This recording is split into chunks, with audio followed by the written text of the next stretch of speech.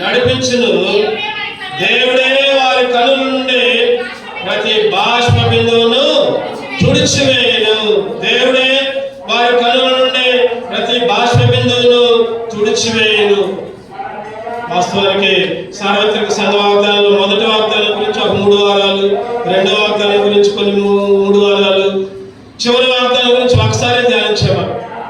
నిన్న ఎందుకన్నా ప్రేరేపణ వచ్చింది ఈ వాక్యాన్ని ధ్యానించాలి, మరొకసారి ఈ వాక్యాన్ని 3వ భాగాన్ని ధ్యానించాలని ప్రేరేపణ. వాస్తవంగా ఈ సమయంలో ఖమ్మం నుంచి ఒక దైవ సేవకుడు రావాలి, కానీ నేనేమో ఉయ్యూరు వెళ్ళాలి. ఈ సమయంలో ఆడ 3 ప్రాంతాల్లో వాడబడాలనుకుని నేను వేరే వాక్యాలు ప్రిపేర్ అయ్యా. 3 వాక్యాలు అక్కడ కోసం ప్రిపేర్ అయ్యా. కానీ నిన్న సడన్గా దేవుని చిత్తం ఒకటి, మనం ఆలోచించేది ఒకటి. దేవుని చిత్తం ఒకటి. దేవుడు ఏం చేసినా కూడా మనం మంచిగా చేస్తాం. ఆయన చిత్తానికి లోబడాలి మనం. దేవుని చిత్తానుసారంగా నిన్న సడన్గా మానేసరికి మళ్ళీ నిన్న సాయంత్రం ఈ వాక్యాన్ని ధ్యానించడం జరిగింది. ఏంటంటే అది గొర్రె పిల్ల జీవజలముల బుగ్గల యొద్దకు వారిని నడిపించును కాపరిగా ఉండి. అక్కడ ఒక మాట ఉంది, గొర్రె పిల్ల వారికి కాపరి అయి. గొర్రె పిల్ల వారికి కాపరి అయి. కాపరి అయి ఎట్లా ఉంటాడంటే ఆయన కాపరిగా ఉండి జీవజలముల బుగ్గల యొద్దకు వారిని నడిపించును. గొర్రె పిల్ల కాపరిగా ఉన్నట్టు. ఎవరా గొర్రె పిల్ల చెప్పండి? ఎవరా గొర్రె పిల్ల? స్వార్థ 1:29 ఉంటుంది. ఇదిగో లోక పాపములను మోసుకొని పోయే దేవుని గొర్రెపిల్ల నేనే అంటాడు. లోక పాపములను మోసుకొని పోయే దేవుని గొర్రెపిల్ల అని యోహాను గారు చెప్తా ఉంటారు అన్నమాట. అందుకనే ఎవరు ఆ గొర్రెలు అంటే చదువునండి యేసుకేలు గ్రంథం. గొర్రెలు మనం, కాపరేమో దేవుడు. యేసుకేలు గ్రంథం 34వ అధ్యాయం. యేసుకేలు 34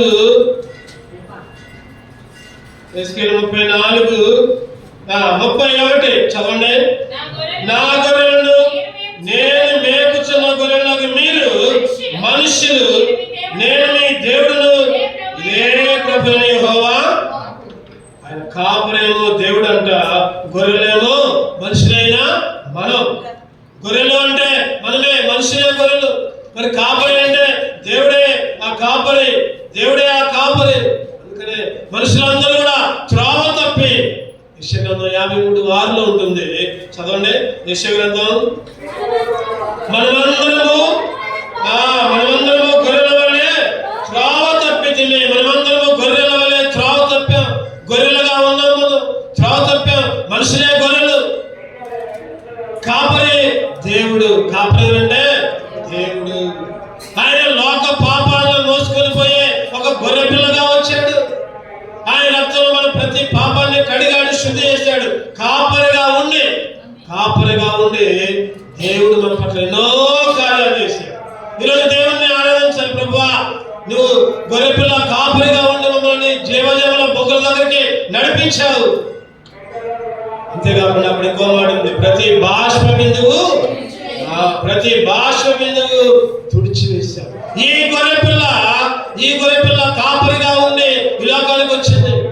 ఇక్కడ ఈ కాపరి 5 అంతల మేళ్ళ గురించాడు. ఒకటోది ఈ కాపరిగా వచ్చాడు. ఒకటోది ఏంటంటే ఆ గొర్రె పిల్ల కాపరిగా వచ్చి మొదటిగా ఈ 5 అంతల ఆశీర్వాదం 5 రకాలుగా పోల్చబడింది. యేసుక్రీస్తుని 5 రకాలుగా పోల్చబడింది. బైబిల్ గ్రంథంలో యేసుక్రీస్తుని 5 రకాలుగా పోల్చారు. గొర్రె పిల్ల కాపరిగా. ఒకటోది ఏంటంటే గొర్రె పిల్ల కాపరిగా పోల్చాడు. ఎట్లా అంటే మత్తయి సువార్త 9:36 చూస్తే, మత్తయి సువార్త 9వ అధ్యాయం 36 చదవండి. మత్తయి సువార్త 9:36. ఆయన సమూహములను చూచి వారు కాపరి లేని గొర్రెల వలె విసిగి చెదరినందున వారి మీద కనికరపడి కాపరి లేని గొర్రెలు అంట. కాపరి లేని గొర్రెలు. కాపరి ఉన్న గొర్రెలు ఒకలాగా ఉంటాయి, కాపరి లేని గొర్రెలు ఒకలాగా ఉంటాయి. కాపరి లేని గొర్రెలు ఇష్టం వచ్చినట్టు మార్గంలో వారి త్రోవను వాళ్ళే ఏర్పరచుకొని ఇష్టం వచ్చిన మార్గాల్లో నడుస్తూ ఉంటారు. కాపరి లేని గొర్రెలుగా. ఒకప్పుడు నీవు నేను కూడా కాపరి లేని గొర్రెగా ఇష్టం వచ్చిన మార్గంలో, చెడిపోయిన మార్గంలో, ఆదికాండం 6వ అధ్యాయంలో చూస్తే భూలోకం అంతా చెడిపోయిందని బైబిల్ చెప్తుంది. 12వ వచనం చదవండి. ఆదికాండం 6. దేవుడు భూలోకమును చూచినప్పుడు అది చెడిపోయినను, భూమి మీద సమస్త శరీరులు తమ మార్గములను చెరిపివేసుకున్నారు. భూమి మీద ఏం చేశారంట? సమస్త శరీరుల మార్గాలనే చెరిపేసుకున్నారు.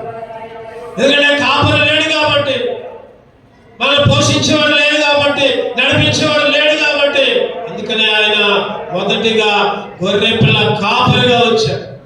కాపరితో పోల్చబడ్డాడు. ఇక్కడ దేవుడు కాపరితో పోల్చబడ్డాడు. నీవు నేను తప్పిపోయి మన మార్గాలన్నీ చెరిపేసుకుంటే, చెడిపోయిండే, దారి తప్పుండే ఆయన కాపరిగా వచ్చి సరి చేశాడు. సరి అయిన మార్గంలోకి నడిపించాడు. అందుకనే యేసుకేలు 34వ అధ్యాయం 12వ వచనం దాకా చదువుకున్న అధ్యాయంలోనే యేసుకేలు 34:12 నా గొర్రెలు చెదిరిపోయినప్పుడు, తమ గొర్రెలు చెదిరిపోయినప్పుడు కాపరులు వాటిని వెతుకున్నట్లు నేను నా గొర్రెలను వెతికి చీకటి గల మబ్బు దినమందు ఎక్కడికి చెదిరిపోయాను అక్కడ నుండి నేను వాటిని తప్పించి ఆయా జన్మలో నుండి వాటిని తోడుకుని వచ్చి ఆయా దేశంలో నుండి వాటిని సమకూర్చి వాటి స్వదేశంలోనికి తెచ్చి పర్వతముల మీదను వాగుల ఎద్దులు దేశంలో ఉన్న సకలమైన కాపురపు స్థలములందున వాటిని మేపెదము. గొర్రెలు చెదిరిపోయినప్పుడు అంట కాపరులు వాటిని వెతికినట్లు గొర్రెలను వెతికాడంట. ఇంకా చూడండి అక్కడికి ఏముందో, ఎక్కడెక్కడ చెదిరిపోయినాయో అక్కడ నుండి వాటిని తప్పించి తోడుకుని వచ్చి ఆయా దేశం నుంచి సమకూర్చి స్వదేశంలోకి వాటిని తెచ్చి పర్వతముల మీదను వాగుల ఎద్దను దేశమున్న సకలమైన కాపురపు స్థలములందు వాటిని మేపాడు. కాపురగా ఉండే తోడుకుని వచ్చాడు, సమకూర్చాడు, చెరిపోయిండే నడిపించాడు, తప్పిపోయిండే వెతికాడు. ఈరోజు నువ్వు నేను కూడా అదే పరిస్థితిలో ఉన్నాం. ఈరోజు కాపరి లేని వారుగా ఇష్టం వచ్చిన రీతిలో ఉంటే ఆయన తోడుకుని వచ్చాడు, తప్పిపోయిన వాళ్ళని వెతుక్కుంటూ వచ్చాడు, మేపాడు. అందుకే దేవుణ్ణి ఆరాధించాడు. ఆయన ఈ లోకములోకి వచ్చి కాపరిగా ఉండి రక్షించాడు. ముఖ్యంగా యోహాను సువార్త 12వ అధ్యాయం 47వ వచనం. యోహాను సువార్త 12:47 ఎవడైనా నా మాట విని వాటిని గైకొనకుండిన యెడల నేను అతనికి తీర్పు తీర్చను. నేను లోకములకు తీర్పు తీర్చుటకు రాలేదు కానీ లోకమును రక్షించడానికి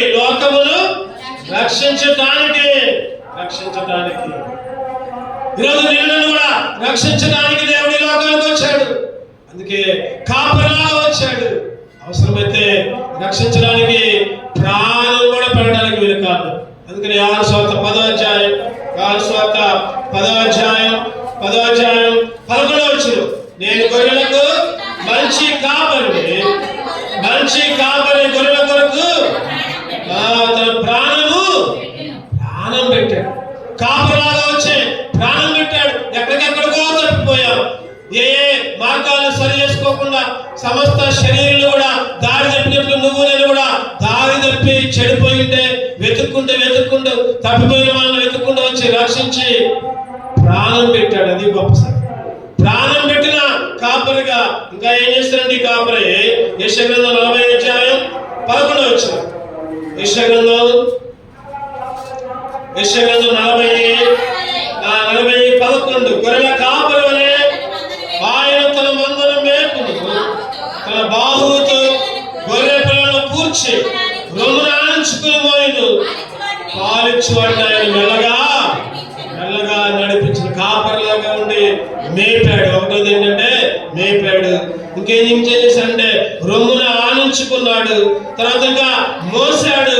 ఇంకా ఏం చేశాడంటే మెల్లమెల్లగా నడిపించాడు. ఈ కాపరిని మనం ఆరాధించాలి. ఈ గొర్రెల కాపరి నీకు నాకు ఈ లోకంలోకి వచ్చి తన ప్రాణాన్ని పెట్టి జీవజలముల బొగ్గల దగ్గరికి నడిపించి ప్రతి బాష్ప విధులు తుడిచి ఎన్నో రకాలుగా ఈరోజు నన్ను మోసుకుంటూ మేపుకుంటూ రొమ్మను ఆడించుకుంటూ మెల్లగా నడిపించుకుంటూ అభివృద్ధి చెందించుకుంటూ ప్రాణం పెట్టి రక్షించాడు. అందుకే దేవుని స్తుతించారు. మొదటిగా ఈ గొర్రె పిల్ల కాపరిగా వచ్చింది. రెండవదిగా చూడండి, గొర్రె పిల్ల ఇంకెట్లా వచ్చిందంటే, గొర్రె పిల్ల ఇంకా దేనిగా పోల్చబడదంటే పరిశుద్ధ గ్రంథం నుంచి ప్రకటనలు 21వ అధ్యాయం అన్ని కూడా ప్రకటనలోనే మనం ధ్యానం చేద్దాం. ప్రకటనలు 21:23 చదవండి. ఆ పట్టణములో ప్రకాశించుటకై సూర్యుడైనను చంద్రుడైనను దానికి అక్కర్లేదు, దేవుని మహిమయే దానిలో ప్రకాశించుతున్నది, గొర్రె పిల్లయే దానికి దీపము. రెండవదిగా దేంతో పోల్చబడదంటే ఈ గొర్రె పిల్ల ఒకటో దేవుడు కాపరిగా పోల్చబడింది, రెండవదిగా దీపముగా పోల్చబడింది. చెప్పండి, అందరూ చెప్పండి. దీపముగా ఆయన దీపముగా వచ్చాడు. లోకంలో చీకటిలో అలలాడుతున్న నిన్ను నన్ను దర్శించడానికి, చీకటిలో ఉన్న నిన్ను నన్ను కూడా వెలుగులోకి నడిపించడానికి ఆ గొర్రె పిల్ల దీపముగా వచ్చాడంట. దీపముగా. అందుకని యోహాను సువార్తలో చక్కటి మాట 8వ అధ్యాయం 12వ వచనం. యోహాను సువార్త 8:12. మరలా యేసు, నేను లోకములకు వెలుగును, నన్ను వెంబడించువాడు చీకటిలో నడవక జీవపు వెలుగు కలిగి ఉన్నదని ఆ దీపాన్ని వెంబడిస్తే ఆయన అంటున్నాడు కదా, నేను లోకానికి దీపంగా, గొర్రెపిల్ల దీపంగా వచ్చా అంటున్నాడు. ఇంకా అంటున్నాడు, లోకానికి నేను వెలుగును. ఎవరైతే నన్ను వెంబడిస్తారో వాళ్ళు చీకటిలో నడవక జీవపు వెలుగు. ఒకప్పుడు చీకట్లో ఉన్నాను, ఒకప్పుడు దీపం లేదు నాయన, దీపం లేదు, చీకట్లో ఉన్న గొర్రె పిల్ల దీపముగా వచ్చా, నన్ను వెలిగించా, వెలుగులోకి నడిపించా. ఆయనలో ఆ వెలుగులో ఉండే భాగ్యాన్ని. చెప్పండి, చీకటిగా ఉందనుకోండి, ఒక్కసారి ఒక కొవ్వు వెలిగించామనుకోండి, చీకటంతా చెప్పండి వెలుగులో కలిసిపోతుంది. చీకటంతా వెలుగులో కలిసిపోతే చీకటి కనబడదు. ఒకప్పుడు నువ్వు నేను కూడా చీకటి వారిగా ఉన్నాం. ఒకప్పుడు చీకటి వారిగా ఉంటే ఇప్పుడు ఆయనలో కలిపి నా యందు మీరును. చెప్పండి, మీ యందు. చదవనమాట యోహాను సువార్త 15వ అధ్యాయం 8వ వచనాన్ని.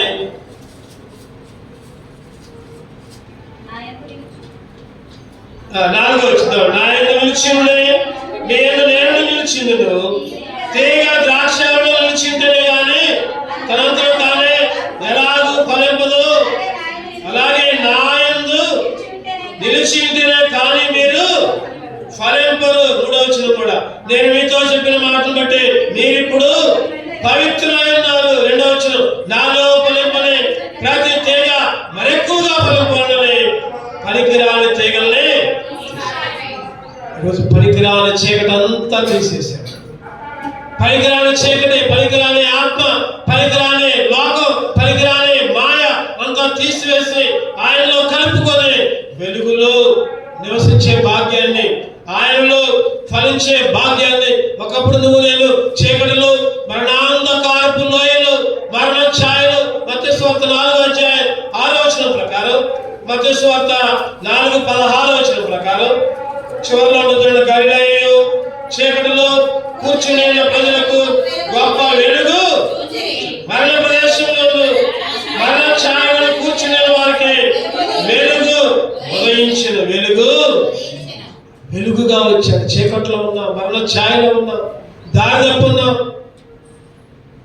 ఈరోజు చీకట్లో ఉండి ఎవరు చూడకుండా సైతాను రాజ్యంలో సైతానికి దాసులుగా ఉండి ఇష్టం వచ్చిన మార్గంలో జీవిస్తుంటుంటే గొర్రె పిల్ల దీపముగా వచ్చి, దీపముగా. అందుకనే 1 పేతురు 2వ అధ్యాయం 9వ వచనంలో చూస్తే, అయితే ఆ చీకటిలో నుండి ఆశ్చర్యకరమైన వెలుగులోకి పిలిచిన వాడు గుణాతిశయం ప్రచురణ చేయ నిమిత్తము చాలు చాలు మీరు చీకటిలో నుండి ఎక్కడికంట ఆశ్చర్యకరమైన ఈరోజు నువ్వు నేను చీకటిగా ఉంటే మన చీకటిని ఆయన చెప్పండి ఏంగా మార్చిండు, వెలుగుగా మార్చాడు, చీకటి అంతా తొలగించాడు. నా దీపమును వెలిగించువాడు నా చీకటిని వెలుగుగా చేయు. నా దీపమును వెలిగించువాడు నా వెలుగుగా చేయు.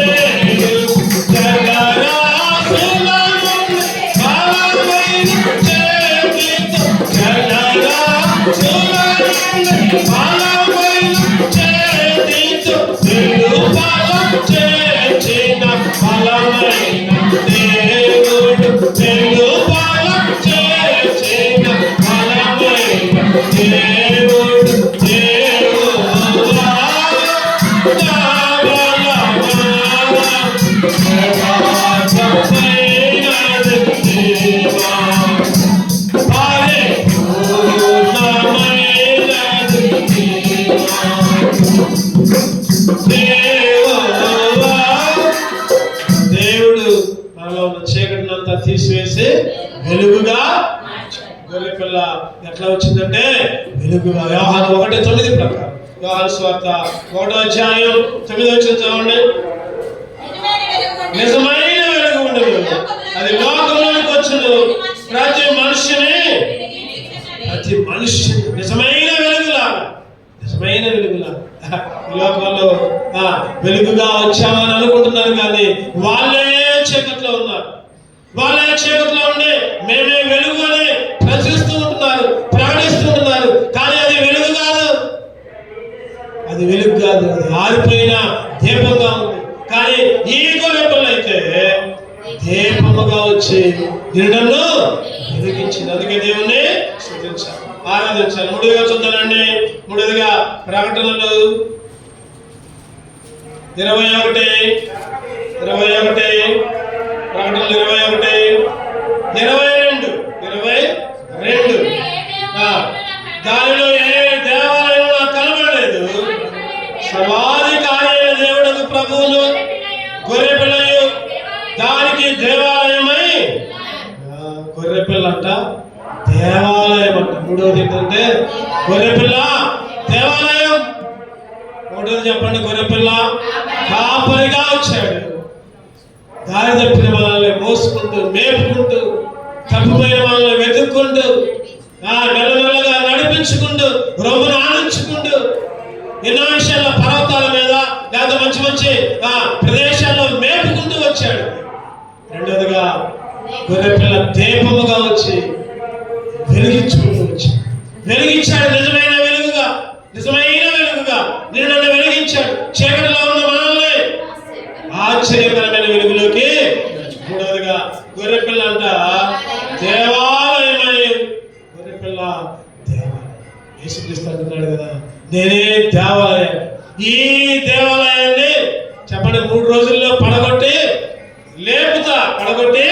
యోహాను సువార్త 2వ ఆయన చెప్పుకుంటూ 19వ వచ్చింది. యేసు ఈ దేవాలయాన్ని పడగొట్టుడే 3 దినముల్లో దాన్ని లేపుతా 3 దినముల్లో దాన్ని లేపని వారితో యూదులు ఈ దేవాలయము 46 సంవత్సరాలు కట్టిరే 3 దినముల్లో ఎట్లా లేపుతావు? అయితే ఆయన తన శరీరమును దేవాలయం కూర్చి. ఏ దేవాలయం అంట? శరీరమనే దేవాలయం. శరీరం అనే దేవాలయంగా దేవుడు ఈ లోకంలోకి వచ్చాడు. ఆయనే దేవాలయం. ఆ దేవాలయంలో నిన్ను నడిపించాడు. ఆయన లోనికి నడిపించాడు, ఆయన లోపలికి, ఆ దేవాలయంలోకి. 2 కొరింథీ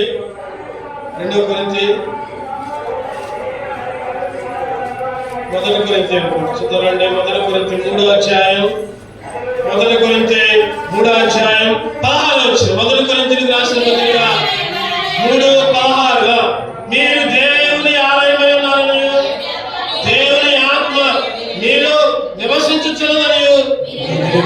మీరు దేవుని, ఆయనే దేవుని దేవాలయం. ఆ దేవాలయంలోకి నిన్ను నడిపించి మనల్ని ఒక దేవుని ఆలయంగా మార్చాడు. ఒకప్పుడు ఈ శరీరంలో లోకాలయము, లోకము, లేకపోతే దాంట్లో ఉన్న సమస్తము, లోకాశలు, లోక తలంపులు అన్నీ ఈ శరీరంలో ఉన్నాయి ఒకప్పుడు. కానీ ఇప్పుడైతే ఆ దేవాలయంలో, ఆ గొర్రెపిల్ల దేవాలయం వచ్చింది. ఈరోజు నిన్ను కూడా తన దేవాలయముగా, తన ఆలయముగా ఆయన ఉండే ఆలయం. అందుకని అంటున్నాడు, మీరు దేవుని ఆలయమైనవి, దేవుని ఆత్మ మీలో నివసించుచున్నదని. దేవుని ఆత్మ మీలో నివసిస్తుంది అంటే దాని అర్థం ఏంటంటే దేవుని ఆత్మ ఉండే ఆలయముగా నిన్ను నన్ను కూడా మార్చాడంటే దేవాలయముగా మార్చాడు. ఒకప్పుడు నువ్వు నేను కూడా చీకటగల దొంగ ఊపిలో చిక్కుకున్నాను. చీకటగల దొంగ ఊపిలో కీర్తన 40 అధ్యాయం 2వ వచనం ప్రకారం చీకటగల దొంగ ఊపిలో చిక్కుకుంటే పండగ వచ్చి చదవమంట నాశనకరమైన గుంటలో ఉండి, చీకటగల దొంగ ఊపిలో ఉండి ఆయన నన్ను పైకెత్తును, ఆయన నన్ను పైకెత్తి. నాశనకరమైన ఏంటన్నది, నాశనకరమైన గుంటలో ఉంది, ఆ చీకటగల దొంగ ఊపిలో ఉండి. అటువంటి పరిస్థితిలో నువ్వు నేను ఉంటే ఆ దేవాలయముగా వచ్చి పైకి లేపి నన్ను కూడా తన దేవాలయముగా మార్చు. పరమగీతాలు చూస్తే 2వ అధ్యాయం 14వ వచనం చూస్తే ఆయన ఎట్లా వచ్చారంటే, బండ సందులో ఎదురున పౌరమా, ఆ పేటి బిడ్డను ఆశ్రయించిన పౌరమా, నీ స్వరము మధురము, నీ ముఖము మనోహరము, నీ ముఖము నాకు కనబడము, నీ స్వరము నాకు. బండ సందులో ఉన్న ఆ పౌరముగా వచ్చి ఈరోజు ఆయన నిన్ను కూడా ఎందుకు ఎత్తుకున్నాడు, తనలో కలుపుకున్నాడు. ఆయన ముఖ ప్రసన్నతనే నీకు నాకు చూపించాడు. అందుకే దేవుని స్తుతించాలి, అందుకే దేవుని. ఈరోజు దేవుని ఆలయంగా ఉన్నాం మనం. నువ్వు నేను కూడా ఎట్లా ఉన్నామంటే చెప్పండి, ఎట్లా ఉన్నావు? దేవుని ఆలయం. ఆయన ఆలయం, ఆయనలో ఉండి ఫలించేలాగా మీరు బహుగా ఫలించడం వలన నా తండ్రికి మహిమ. 15వ అధ్యాయం యోహాను సువార్త 15:7 ఒకసారి చదువుకుందాం అన్నమాట. యోహాను సువార్త 15:7 నా యందు మీరును, మీ యందు నా మాటలను నిలిచినట్ల, మీ యందు నా యందు మీరు, మీ యందు నా మాటలు. ఆయనలో నిలిచి ఉండే భాగ్యం, ఆ దేవాలయంలో అంటుకట్టబడి ఉండే భాగ్యాన్ని గొర్రెపిల్ల దేవాలయముగా వచ్చి, గొర్రెపిల్ల ఒకటోది గొర్రెపిల్ల కాపరిగా వచ్చింది, రెండోది గొర్రెపిల్ల దీపముగా వచ్చాడు, మూడోది గొర్రెపిల్ల దేవాలయం. 4 చూద్దానండి. ప్రకటన 17వ అధ్యాయం, ప్రకటనలు 17, ప్రకటన 17:14 వచ్చింది. ప్రకటన 17:14 వీరు గొర్రెపిల్లతో యుద్ధము చేతులు, కానీ గొర్రెపిల్ల ప్రభువులకు ప్రభువులు, రాజులకు రాజులు అయినందున తనతో కూడా ఉండిన వారు, పిలువబడిన వారే, ఏర్పరచబడిన వారే, నమ్మకమైన వారైనందున ఆయన రాజుల్ని జయించింది. గొర్రెపిల్ల అంట ప్రభువులకు ప్రభువు. చెప్పండి, గొర్రెపిల్ల ప్రభువులకు ప్రభువులకు ప్రభు. ప్రభువులకు ప్రభు అంటే, ప్రభువు అంటే అర్థం ఏంటి చెప్పండి. ప్రభువు అంటే ప్రభువు అంటే ఏలేవాడు. ప్రభు అంటే ఏలేవాడు. ఈ రాజు నా ప్రభు, నన్ను ఏలే ప్రభు. ప్రభు అంటే ఏలేవాడు. ఈరోజు నిన్ను కూడా ఏలేవాడిగా. ఆ గొర్రెపిల్ల ఏముందక్కడ? ప్రభువులకు ప్రభువును. ప్రభువులకు ప్రభుగా వచ్చాడు, నన్ను ఏలేవాడిగా. ఒకప్పుడు నాన్న ఏమైంది, ఒకప్పుడు మనలో ఏమైంది, పాపం వెళ్ళింది, ఒకప్పుడు అబద్ధం వెళ్ళింది, ఒకప్పుడు మాయ, ఒకప్పుడు మోసం, ఒకప్పుడు లోకం. ఇప్పుడైతే ఎవరు వెళ్తున్నారు చెప్పండి? గొర్రెపిల్లే ప్రభువులకు ప్రభుగా ఏలేవాడిగా ఒకప్పుడు అంట. చూడండి యెషయా గ్రంథం 26:13. యెషయా గ్రంథం ఒకప్పుడు ఏమేందంటే మన జీవితంలో. యెషయా గ్రంథం 26:13. యెహోవా మా దేవా నీవుగాక వేరు ప్రభువులు నన్ను నేలని ఇప్పుడు నిన్ను బట్టి నీ నామమును. ఒకప్పుడు వేరే ప్రభువులు, ఒకప్పుడు వేరే లోకం. మన జీవితాల్లో ఒకప్పుడు ఏమేమిందంటే పాపమే, ఒకప్పుడు దుర్మార్గత, ఒకప్పుడు దుష్టత్వం. కానీ ఇప్పుడైతే ప్రభు ఏలికకు ఒప్పుకొని ప్రభు ఏలుబడిలో నువ్వు నేను కూడా అభివృద్ధి చెందడానికి పంపించాను. ఒకప్పుడు ప్రభా నా జీవితంలో వేరే ప్రభువులే లేరు, వేరే వాటి కింద, దుష్టుడి కింద, లేదా సైతాను కింద ప్రభా వారి అడుగుజాడల్లో నడుచుకుంటూ సైతాను గాడి ఇష్టము చొప్పున జీవిస్తూ వచ్చావు. కానీ ఇప్పుడైతే నువ్వే ప్రభువుగా మమ్మల్ని ఏలేవాడిగా వచ్చి నీ ఏలుబడిలో నన్ను మమ్మల్ని ఉంచావయ్యా. ఆ అనుభవంలో ఆరాధించ, అటువంటి అనుభవంలో ఆయనే మమ్మల్ని ఏలేవాడు. ఇప్పుడు దుర్మార్గత, పాపం. నిన్న ఒక కూడిక వెళ్ళడం జరిగింది. అక్కడ మా బంధువుల కూడిక జరిగింది. మా వదినమ్మ క్యాన్సర్ వచ్చింది, చనిపోద్ది అని అనుకుంటున్నారు. చనిపోవచ్చు అని అనుకునే సమయంలో ఆ వదినమ్మ చివరిగా పిల్లల్ని ఒకే ఒక కోరుకున్నాడు. ఇద్దరు పిల్లలు, ఒక జాయి, తర్వాత చిన్ను అని. చిన్నప్పటి నుంచి మేము పెరిగాము మా అమ్మగారితో, వాళ్ళతో పాటు వాళ్ళ అమ్మగారు అందరూ కూడా కలిసి పెరిగారు, దేవుని మందిరంలో పెరిగారు. ఒకే కోరుకున్నాడు. పెద్ద బాబేమో జాయేమో కర్ణాటకలో సేవ చేస్తున్నాడు, చిన్న బాబేమో చిన్నబ్బాయి ఏమో పోలీస్ డిపార్ట్మెంట్ లో పని చేస్తున్నాడు. పిల్లల్ని ఒకటే కోరుకున్నాడు. పిల్లలు ఉన్నారంటే హాస్పిటల్కి బా మమ్మీ, ఎట్లయినా నయం చేస్తాం అది అంటే, అయ్యా దేవుడు నాకు ఆయుష్ ఇచ్చినంత మట్టికి బతుకుతాడు. బ్రతికితే క్రీస్తే, చావైతే ఎక్కడికి హాస్పిటల్కి వద్దు, ఏ హాస్పిటల్కి వద్దు, ఒక కోరుకుంటా అని చెప్పి అన్నదంట. కృతజ్ఞత కూడిక ఏర్పాటు చేయండి అన్నది. ఇదే ఫస్ట్, ఇదే లాస్ట్. దినాలు లేవు, ఏళ్ళు. చనిపోయిన తర్వాత కూడా అట్లా సమాజ చేయండి. దినం కూడా చేయొద్దు. నేను బ్రతుకున్నప్పుడే అందరిని పిలవండి, బంధువులందరినీ పిలవండి. చక్కటి కృతజ్ఞత కూడిక ఏర్పాటు చేయండి. ఏర్పాటు చేశారు, నన్ను అదే ఏర్పాటు చేశారు. అందులో వెళ్ళాను, నేను కూడా వెళ్ళాను, మా తమ్ముళ్ళు కూడా అందరూ వెళ్ళాము, మా బంధువులు అందరూ వచ్చారు. నిజంగా అక్కడ అటువంటి కోరిక కోరడంలో కూడా చాలా నాకు ఆశ్చర్యం అనిపించింది.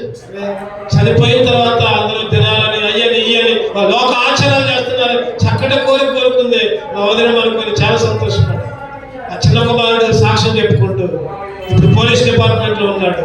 ఒకప్పుడు నేను చేయలేని పనులన్నీ చేశాను, చేయరాని పనులన్నీ చేశాను. ఒకప్పుడు నేను మా మమ్మీకి వ్యతిరేకంగా జీవించా, చెప్పిన మాటలు ఆ మందిరానికి, దేవుడికి వ్యతిరేకంగా జీవించా. ఒకప్పుడు నాలో పాపం వెళ్ళింది. ఒకప్పుడు దుర్మార్గుడిగా ఉన్నా. మా అమ్మగారు ఎంతో కష్టపడి తినక రూపాయి కూడబెట్టి మమ్మల్ని పెంచి ఈ స్థితిలోకి మమ్మల్ని తీసుకుని వచ్చింది. ఇప్పుడైతే అవన్నీ పోయాయి అని సాక్ష్యం చెప్పుకుంటూ నాకు అనిపించింది. నిజమే కదా. ఒకప్పుడు ఎంత పాపి, ఎంత దుర్మార్గుడు, చెప్పుకోలేని చెడ్డ అలవాట్లు, చెడ్డ స్నేహాలు, అటువంటి స్థితిలో ఉంటే మరి ఎవరు రక్షించారు? మరి ఎట్లా రక్షింపబడ్డాడు? నాకు అనిపించింది, అయ్యో నిజమే కదా. వాళ్ళ నాయనమ్మ, వాళ్ళ తల్లి వాళ్ళ ప్రార్థనలే ఆ పిల్లలు ఏ విధంగా నడిపించాయి. ఆ ప్రార్థనలే పిల్లలు దేవుళ్ళ భయభక్తులు కలిగినట్టు చక్కటి. ఒకప్పుడేమో భయంకరమైన స్థితి, అందరినీ అడుక్కునే పరిస్థితి, అయినా కానీ ఎవరిని చేయకుండా ఉన్న దాంట్లో తృప్తిగా ఉండి చెప్తున్నారు. ₹1 అడగాలన్న భయం అయ్యేది, ఇంట్లో ఏమి లేవు అని చెప్తున్నారు. అటువంటి స్థితి నుంచి ఇప్పుడు దేవుడు చక్కటి ఉద్యోగాలు. నిజంగా నాకు కూడా అనిపించింది, ఆ సమయంలో నాకు కూడా అనిపించింది, అరే ఆ బాబే కాదు, నా పరిస్థితి కూడా ఒకప్పుడు ఇంతే కదా, నేను కూడా ఇంతే కదా. ఒకప్పుడు దుర్మార్గుడుగా, ఒకప్పుడు చెడిపోయిన వాడిగా, ఒకప్పుడు దేవుడికి వ్యతిరేకంగా, ఒకప్పుడు పాపము ఏలుబడిలో, సైతాను ఏలుబడిలో జీవించా కదా. తల్లిదండ్రుల ప్రార్థన, ఎంతో మంది కన్నీటి ప్రార్థన, సంఘం ప్రార్థన ఈరోజు ఈ స్థితిలో కనిపించింది. ప్రభా నీ ఏలుబడిలోకి నన్ను తీసుకుని వచ్చావయ్యా. చాలా సంతోషం. ఎందుకంటే ఒకప్పుడు సైతాను ఏలుబడిలో ఉన్నావు, ఇప్పుడు చెప్పండి, ఎవరి పనిలో ఉన్నాం? ప్రభువులకు దేవుడు ఏలుబడిలో ఉన్నాం. దేవుడు ఏది జరిగిస్తే అది, కీడైనా కానీ మేలైనా కానీ ఏది జరిగిస్తుంది, దేవా నీ చిత్తమయ్యా. అటువంటి అనుభవంలోకి ఒకప్పుడు అనుభవేంటి, ఇప్పుడు అనుభవేంటి. అందుకే దేవుణ్ణి ఆరాధించాలి. రోమిలకు రాసిన పత్రిక 6వ అధ్యాయంలో ఒక చక్కటి మాట రాయబడుతుంది, చూద్దానండి. రోమిలకు రాసిన పత్రిక 6వ అధ్యాయం, రోమిలకు రాసిన పత్రిక 6వ అధ్యాయం వచ్చినమంటే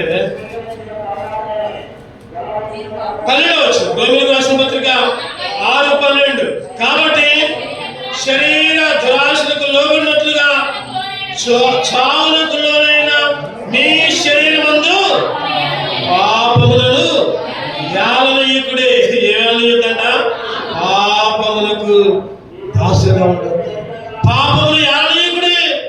ఇంకా రక్షణ లేక, ఇంకా బాప్తిసం లేక, ఇంకా మానమనసు లేక, ఇంకా లోక ఏలుబడిలో ఉంటే దేవుడు ఇప్పుడు నీతో మాట్లాడుతూ ఉంటున్నాడు. పాపములు యాలనీయక. ఈరోజు నువ్వు నేను కూడా ఒకప్పుడు పాపము ఏలుబడిలో ఉన్నాం. అదే 18వ వచనంలో 6:18. పాపము నుండి విమోచింపబడి నీతికి దాసులైతిరి. ఎందుకు? దేవునికి స్తోత్రం. ఎందుకు? దేవునికి స్తోత్రం. దేవా, ఒకప్పుడు పాపపు ఏలుబడిలో ఉన్నాం, ఇప్పుడు ఆ పాపం పోయింది. ఏమొచ్చింది చెప్పండి? నీతికి దాసులు. ఒకప్పుడు పాపానికి దాసులుగా ఉన్నాం, ఇప్పుడు నీతికి దాసులు. అందుకే దేవుని స్తుతించు, అందుకే దేవుని ఆరాధించాం. ప్రభు ఏలుబడిలో ఉన్నాం కాబట్టి ఇక్కడ ఉన్నాం. ప్రభు ఏలుబడిలో లేకపోతే ఇంటి దగ్గర, లేకపోతే ఇంకెక్కడో ఉంటాం. ఆయన ఏలుబడిలో, ఆయన రాజ్యం కింద పాపపు ఏలుబడి నుంచి నన్ను తప్పించి నీ ఏలుబడిలో ప్రభువులకు ప్రభువుగా. అందుకే దేవుని చూద్దామండి.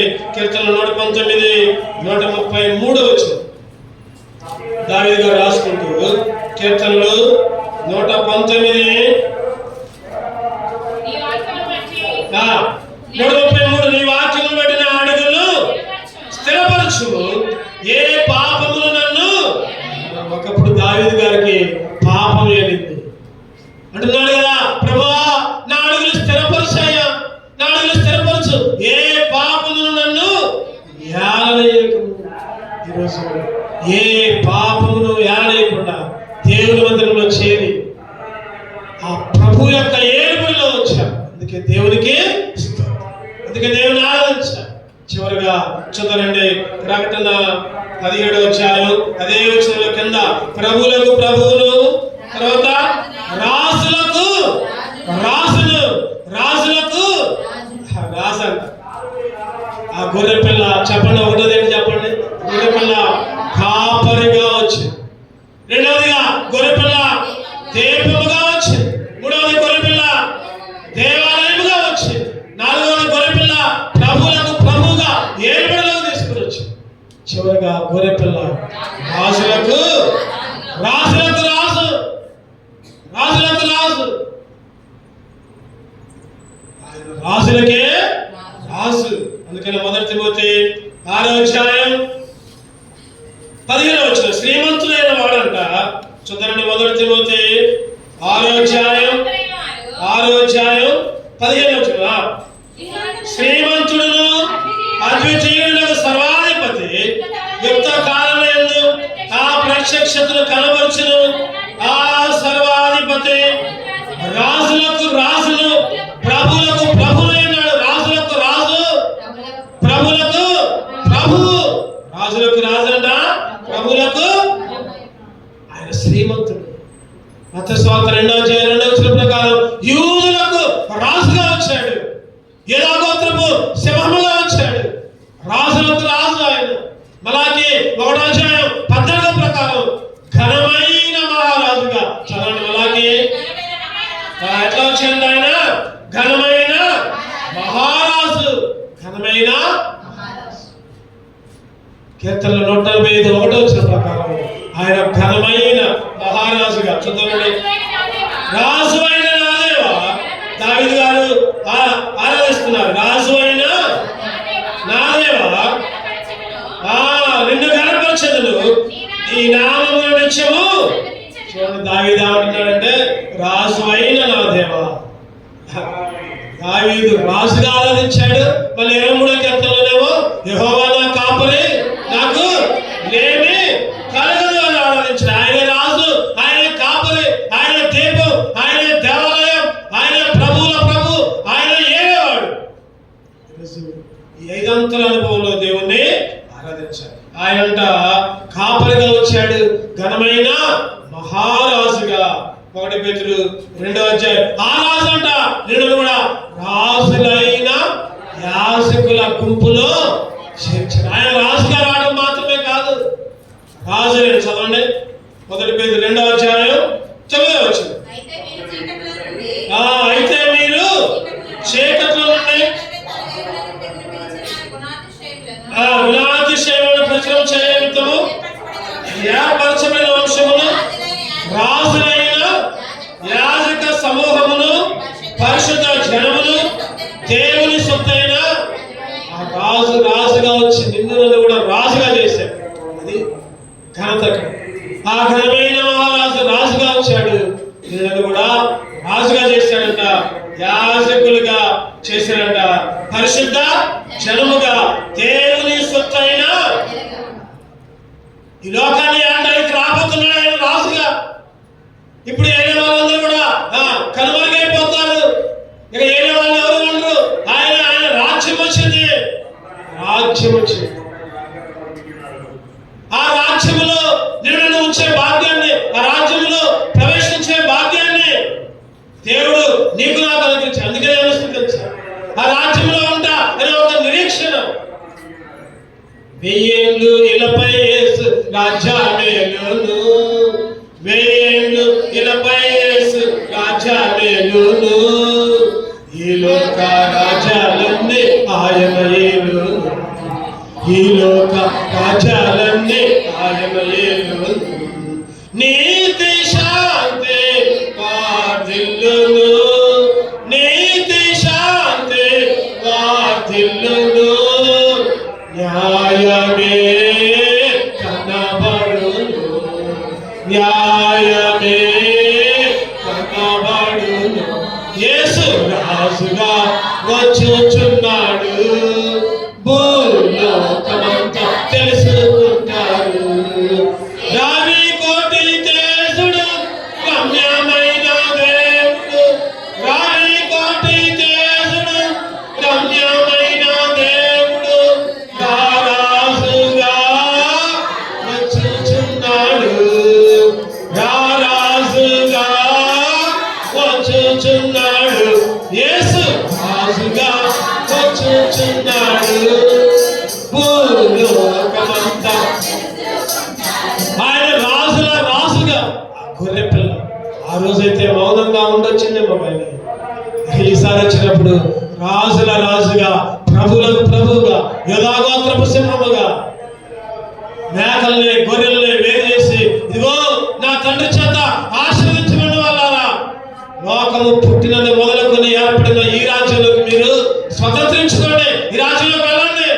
శపించబడిన వాళ్ళారా, అదిగో మీ కొరకు సిద్ధపరచబడిన ఆ అగ్నిగుండములు, ఆ నరకంలోకి వెళ్ళండి అనే తీర్పు తెచ్చే రాజుగా రానయ్యున్నాడు. అందుకే దేవుణ్ణి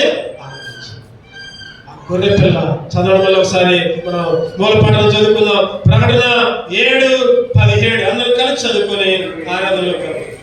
ప్రకటన 7:17 ఏలైనగా సింహాసనం గొర్రె పిల్ల వారికి కాపరి జీవజనముల బుగ్గలందుకు వారిని నడిపించారు. దేవుడే ప్రతి భాష మీద చెప్పండి. లేఖన ప్రకారం ప్రభా 5 రకాలుగా పోల్చబడి ప్రతి భాష మీద చూచామని ఆరాధించబడిన దేవుడి వాళ్ళే సిద్ధపరచులుగా.